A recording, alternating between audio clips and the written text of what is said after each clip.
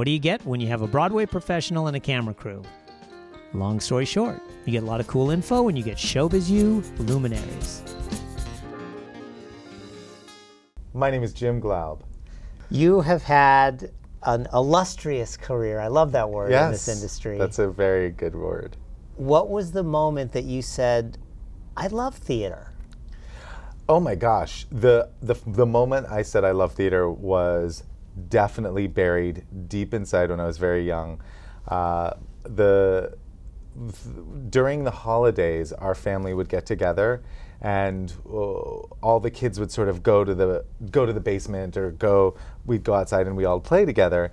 My cousins, my twin sister, and I remember I wasn't really interested in like the games or like playing sport or anything like that. So basically I got everyone together, all the kids together, and I would write like mini shows and get all of the kids to act out in these sort of little pageants over the holidays. And it happened for a very long time, and I was like, I think the theater has just been in me for my entire life. Did you ever film any of those? No, I wish I did. We did one that was really creative, that was like all like finger puppets. It was very ahead of its time. Finger puppets, paper dolls. So from that moment, from finger puppets to sitting in this chair here today, I'm sure it was a perfect straight line to what you do today. Oh.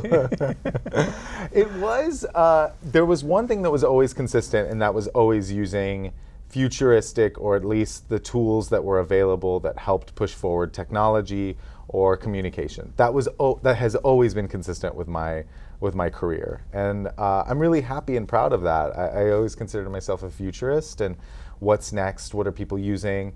And not even that it was something that it wasn't hard for me. It just came easy, a lot like you, right? Where you grab on to the things that it's like, oh, this is becoming something. Let's try this. Didn't work? Okay, let's move on. So that's been the thing that has been consistent straight through, is that using technology, using social tools and communication tools to help spread the word about theater. If you look at an art form that's 120 years old, we were at an event and they were talking about the birth of the Schuberts 120 years ago. We've always needed to get people into the theater. Yeah. That's something whether it be something pasted on the wall to somebody standing outside.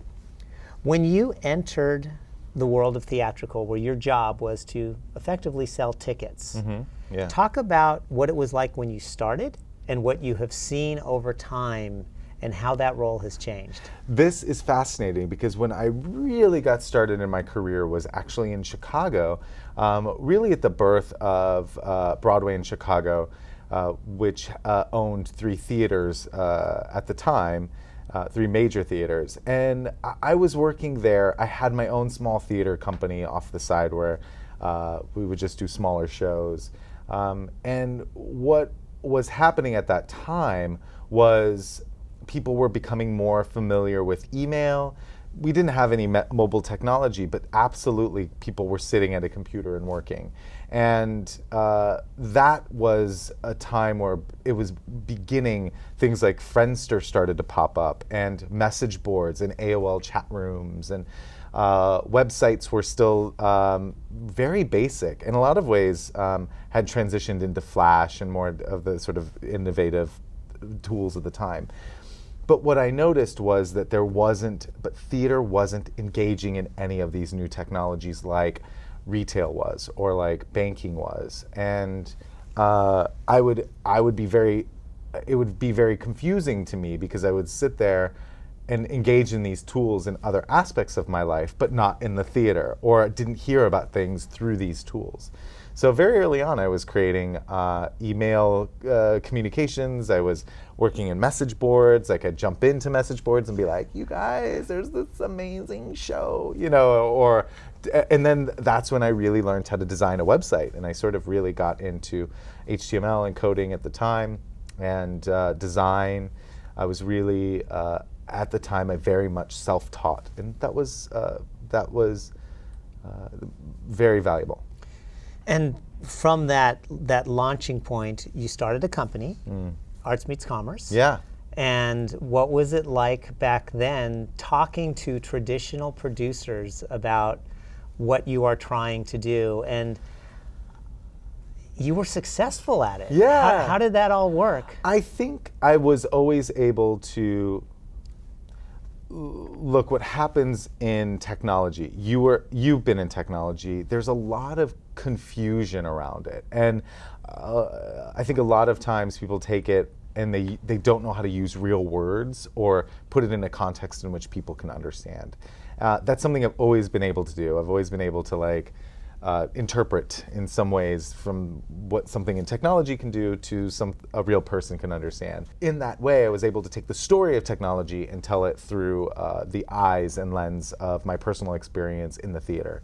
So I think that what ended up happening was when I first started my company, it was a lot of education. It was a lot of walking around to room, meeting with a lot of people to tell them, oh no, there's this thing called YouTube. It's going to be a thing. There was a lot of education. There was a lot of getting people to understand the potential power and immediate results. And at the time too, what was so fantastic about it was that it was, and still is, a bit of the Wild West, where you could make a difference very quickly, very cheaply, and be able to cut through. This was before the real sophistication of the algorithm, the sophistication of audiences, privacy. There wasn't the copyright issues that exist now. It was about coming in and trying to convince producers and to convince theater owners that the brand is no longer theirs. It is for the people. And from that point, you look at how our industry now has evolved and where we are today. What are the new exciting challenges you face today? If you're watching this in 2020, the biggest challenge of marketing and advertising in this time is fighting the algorithm. I think that is absolutely the problem that exists with our world. We live in a corporation in our social media. We are addicted to it. It's fine. We're in Facebook, we're in Twitter, we're in YouTube, we're in Instagram, and those are corporations. And it is about getting people in front of people, and how do you beat the robots and algorithms that allow for you to be able to get in front of those people. So this is the biggest challenge, is getting in front of people, because you will have to pay for it, and budgets are small, and it takes a lot of it takes cleverness, it takes creativity, and the ability to understand that you're not going to reach the very audience in which you want without having to pay for it. I think that's going to be our biggest challenge. When you look at some of the new projects that you're currently working on, how do you start this process? Because I'm sure everybody says, I want a viral video, Jim. And then I wind it up. How do we start the process? Well, first of all, I think it's really important for people to lay the groundwork in every aspect of the campaign by starting out with what we do, which is a traditional SWOT campaign: strengths, weaknesses, opportunities, and threats. We take a look at that because it sort of gives us a base for which we know what the product is. Then we take that and develop some guiding principles, these are mottos and things that we always adhere to. A lot of what we are as humans, right? What are our principles? What do we stand for? And then we go with our positioning statement, where this is who we are, this is our flag in the sand, and then create a tone and voice. Because brands have a personality, they are changing, they're complicated, because they are people and they are value. So that's really what we determine then, is what is the tone and voice, and that could be, is it confident, is it cool, is it a variety of different aspects. Then the fun stuff, content strategies. What are the platforms we exist on? What are the partnerships? What are then it gets into the real creative stuff. Once you do that sort of groundwork, you're building the architecture, and then you can start to decorate the house. Tell us a story about a project or an endeavor that you worked on that scared you to death and at the end surprised you to ultimate joy.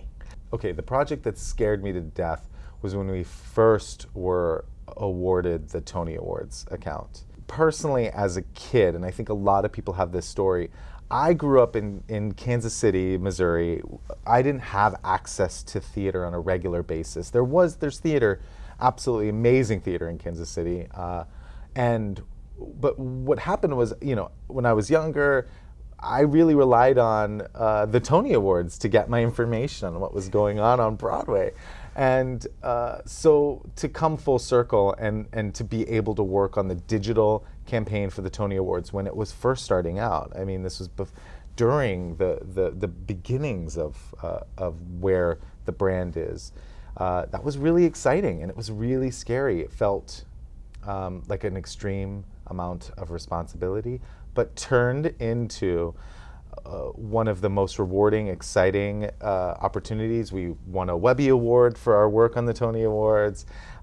We were able to challenge and position an industry using this award ceremony, which was an incredible opportunity and felt great. And what turned into fear was actually the greatest thing. For somebody who's watching this, who's at home making their own finger puppet projects, who wants to do what you do, what should they be looking at? What should they be doing to get ready for a career like this? So I think the world of the future of marketing is definitely going to be the jack of all trades aspect. I think it's really important to understand what it takes to do all areas of marketing and advertising in the digital space. Most importantly, understanding how these tools work so that you can communicate how you need them to work with other people who might be using the tools. For example, getting a little bit or a lot of experience in the Adobe Suite platform, Photoshop, Premiere, the ability to do some design, to do some coding work, even if it's light. The understanding of coding and how a back-end website works is really key. Jumping in and creating and managing social media platforms so that you understand how it works and how it's and how to engage with the tools, and as well as email and direct response, I think, is something to be able to take a look at. Really just going in and diving in and practicing on these tools made a world of difference. I totally self-taught myself how to do all this. At the time, there wasn't a school for social media because it hadn't been built yet. So I think one of the things is to think about, okay, what's coming and how can I play with it right away so that at least I know how to be able to use it as a weapon, a weapon for good. As far as your career, when you look at if you had to take a title, you cover a lot. When you look at the digital space, you're both using your left side of your brain in your analytics and understanding and curating, but then you're also letting your right side run free and be creative. And do you then look at your analytics or your left side to help validate and then leapfrog from that? Or how do you manage those two? I think the greatest thing about analytics is that it's actually really creative. But the thing about analytics is that it's a way that you can communicate stories. The numbers are saying that there's something that's working or something that's not working. And that can then drive you into a really creative story of how you're able to position that and change it for the future.